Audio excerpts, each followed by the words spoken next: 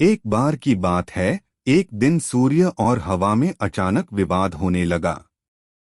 दोनों इस बात पर बहस करने लगे कि उन दोनों में सबसे अधिक शक्तिशाली कौन है। वायु बड़ी ही घमंडी और जिद्दी स्वभाव की थी। उसे अपनी शक्ति पर बड़ा ही गुरूर था। उसका मानना था कि वह अगर तेज गति से बहने लगे तो बड़े बड़े पेड़ों को उखाड़ सकती है। उसमें मौजूद आर्द्रता नदियों और झीलों के पानी को भी जमा सकती है। अपने इसी घमंड के चलते वायु ने सूर्य से बहस करते हुए कहा, मैं तुमसे ज्यादा शक्तिशाली हूँ। मैं चाहूं तो किसी को भी अपने झोंके से हिला सकती हूँ।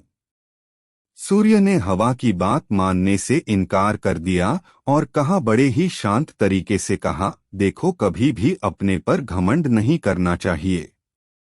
हवा यह सुनकर चिढ़ गई और खुद को ज्यादा शक्तिशाली बताती रही। इस पर दोनों आपस में बहस कर ही रहे थे कि उन्हें तभी रास्ते में एक आदमी दिखाई दिया। उस आदमी ने कोट पहना हुआ था। उसे देखकर सूर्य के मन में एक योजना आई। उसने हवा से कहा, जो भी इस आदमी को उसका कोट उतारने के लिए मजबूर कर देगा, उसे ही अधिक शक्तिशाली माना जाएगा। हवा ने बात मान ली और कहा, ठीक है।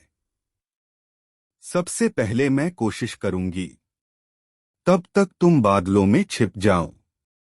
सूर्य बादलों के पीछे छिप गया। फिर हवा बहने लगी। वह धीमे धीमे बहने लगी, लेकिन उस आदमी ने अपना कोट नहीं उतारा। फिर वह तेजी से बहने लगी। हवा तेज होने की वजह से उस आदमी को ठंड लगने लगी और उसने अपने कोट से शरीर को अच्छे से लपेट लिया।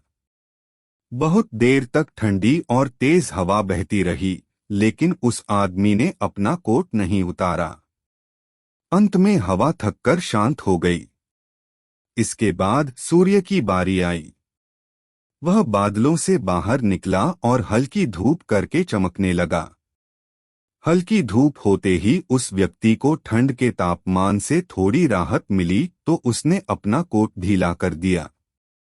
इसके बाद फिर सूर्य तेजी से चमकने लगा और तेज धूप निकल गई। तेज धूप होते ही आदमी को गर्मी लगने लगी और उसने अपना कोट उतार दिया।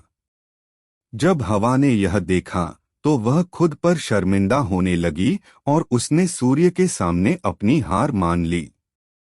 इस तरह घमंडी वायु का अहंकार भी टूट गया। कहानी से सीख, खुद की योग्यता व ताकत पर कभी घमंड नहीं करना चाहिए, क्योंकि घमंड करने वालों की कभी जीत नहीं होती है।